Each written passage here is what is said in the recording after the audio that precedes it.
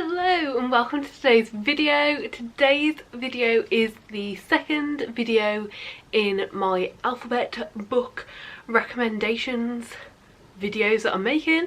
So for today's video we're going to be concentrating on books beginning with the letter B. So every book that we talk about today will begin with the letter B and we'll fulfill that prompt for the alphabet challenge. The alphabet challenge itself is a reading challenge that you can take part in, that you can start at any time at all, where you basically have a alphabet in front of you, A to Z, 26 letters, and you try and read a book that begins with every single letter of the alphabet.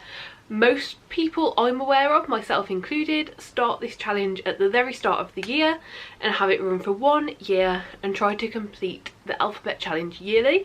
So right now I'm currently doing my 2023 alphabet challenge. And the other rule that most people stick to is that you can't have books beginning with the or a.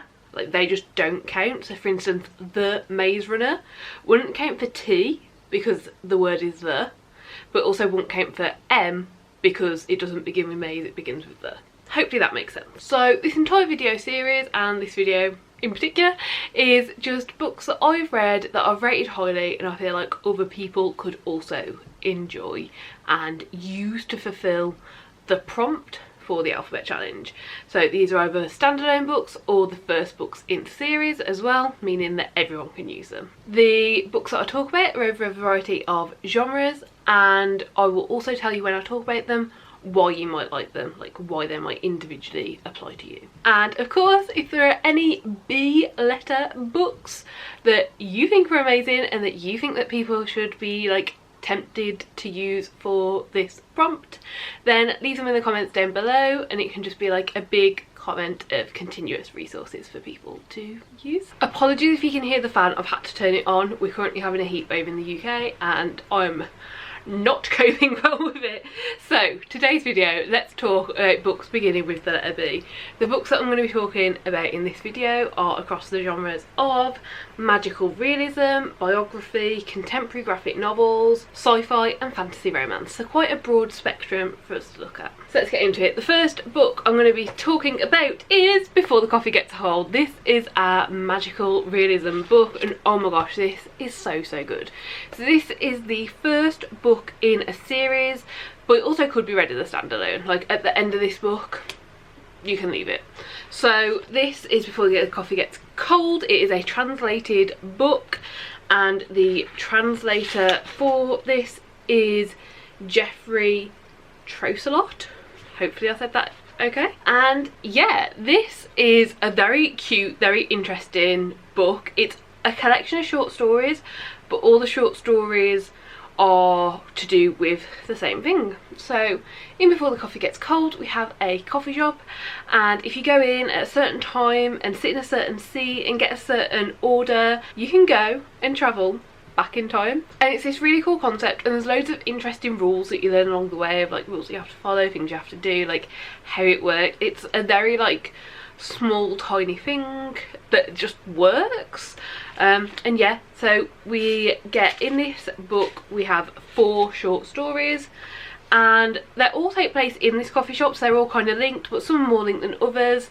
We obviously get to know our workers in the coffee shop a little bit better than we get to know other individual characters, because we see them at least in the background of the stories. So that is that one. I think this is lovely. I think if you like fantasy you'll enjoy it. Obviously if you enjoy magical realism you'll enjoy it, but I also think if you enjoy sci-fi you could enjoy this, especially if you like time travel sci-fi. And then I also think if you like just contemporary books, if you enjoy really lyrical writing, really interesting characters and character development and trying to put that together, you could also really enjoy this. I think it's a book that appeals to a lot of people, and it begins with a B, so it fulfills the prompt. Next up, let's talk about our sci-fi. This is Binti. This is a very short novella, and this is a book about Binti. Binti is our main character. Binti is the first of her people to get into Umza University, and no one of her people have ever been before. It's a very, I don't know if traditional is the right word, because obviously it's not current time, it's in this sci-fi setting, but hopefully traditional is the right word, like a very traditional like tribal community that she comes from, and no one's ever gone to this university before. She's the first person to do it, and on her journey there many things will happen that will make it not easy for her to get there. I don't want to tell you any more than that. I mean, it says more than that in the synopsis, but honestly this is such a short lovely book that I was shocked so much at. It felt like so much information. It felt like you got to know our main character so much. There were times when you felt like you knew what was going on, and then boom, no, change in direction. Like, there was so much that happened and so many things that you get to see, and I feel like this just really does show how people can interact and integrate and live together in respectful ways of one another and in considerate ways of one another, but also with a really absolutely amazing, really cool like sci-fi plot to it, with spaceships and outer space and another world. So yeah, I really recommend this. I think it's great and I really can't say more. Again, I think if you like sci-fi, but also if you just want to try it out, because it's so short, it's not much of a commitment, and it's a very easy read. I would also say, if you're going to try this out, the audiobook for this is really good. Then book number 3, we have Bingo Love. This one is the jackpot edition. It just means that you get a few extra like shorter stories at the end, but there's a few editions of this, but Bingo Love is like the main kind of graphic novel comic section. This is a contemporary graphic novel where we follow 2 grandmas who, now that they're older, now it's later on in life, they reconnect, they see each other again for the first time in a very long time, and they decide it's their time to get to spend like their lives with their one true love, who just so happens to meet each other. And it's a really lovely tale. It does get a little bit like deeper than you might expect from like what looks like a very cute wholesome graphic novel, but we do have flashbacks. We do see how this happened, how they worked together, and obviously, you know, these people are originally meeting in 1963, so there is some energy involved, which is not great, but the story itself is great. Like, honestly, like just reading through this was so good. The art style, let me find a page near the start, but you'll just see like the art style in this is absolutely stunning. And I literally read this in like an hour. Like, it's really not the biggest commitment, but it was so good. Like, I read this near the start of the year and I still think about it like relatively frequently. I'd really recommend it. If you like contemporary books and you want to give graphic novels a go, this could be a really good one. If you already enjoy graphic novels and you want to like delve into them more, like this could be a good one. And yeah, I don't know, I don't know anyone who I would say would not enjoy this. I don't think everyone's going to think it's 5 stars amazing. Like, I'm sure there's some people who are just like, oh yeah, that was fine, but I feel like everyone will find aspects in this that they enjoy, and it was so great and so lovely and so wholesome, and just lovely seeing these 2 grandmas fall in love again. Okay, and then book number 4 is a non-fiction memoir.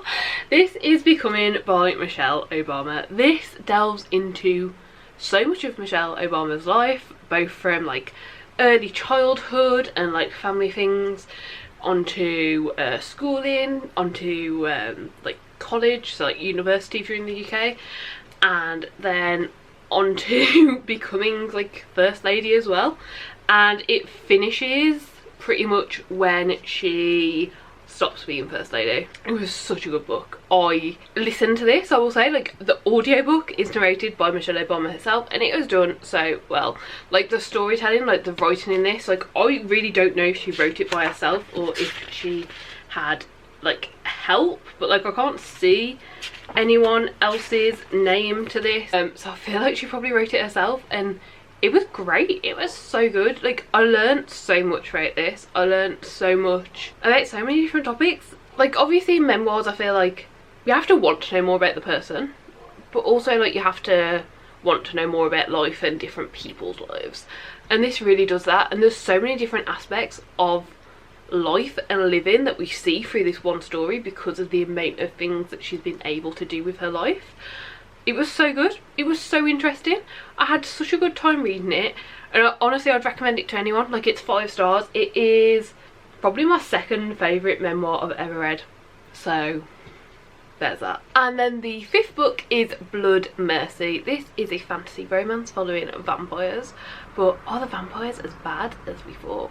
It takes place whilst they're trying to put a like peace treaty in place, and the youngest vampire and the king's bastard daughter form a friendship that maybe leads into more. It's a fantasy romance, that's all I'll say, but it was so good. I don't know what's in the actual synopsis of this because I don't own it physically yet. Like, I definitely think I will get it physically and continue on with the series. It is a very slow burn fantasy romance. I would say you can read this if you just enjoy romance and you're happy with a bit of sprinkle of fantasy, but I also think you can read this if you really enjoy fantasy and also want that romantic aspect. It does a lot of things. It's like political, there's lots of things going on, there's lots of characters, character development, and we just see many different sides of what is happening. It's a dual point of view, which worked so good throughout it, because without that dual point of view I feel like it wouldn't have worked. We would have been so completely lost with what was happening in like one side or the other, and the dual point of view and then how it came together when the characters were actually together, so good. Could not recommend more.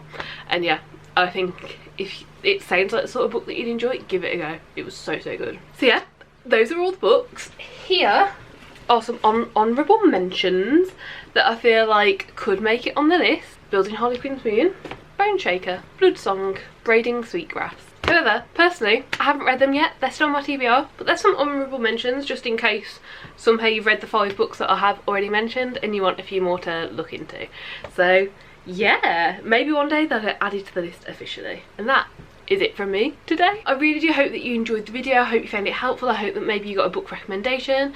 If you're taking part in the alphabet challenge and you are going to use one of these, please let me know down below. Don't forget to let me know down below any books that you'd recommend. And yeah, do give the video a like if you liked it, subscribe down below if you'd like to see more content like this, and hopefully I'll see you next time. Bye!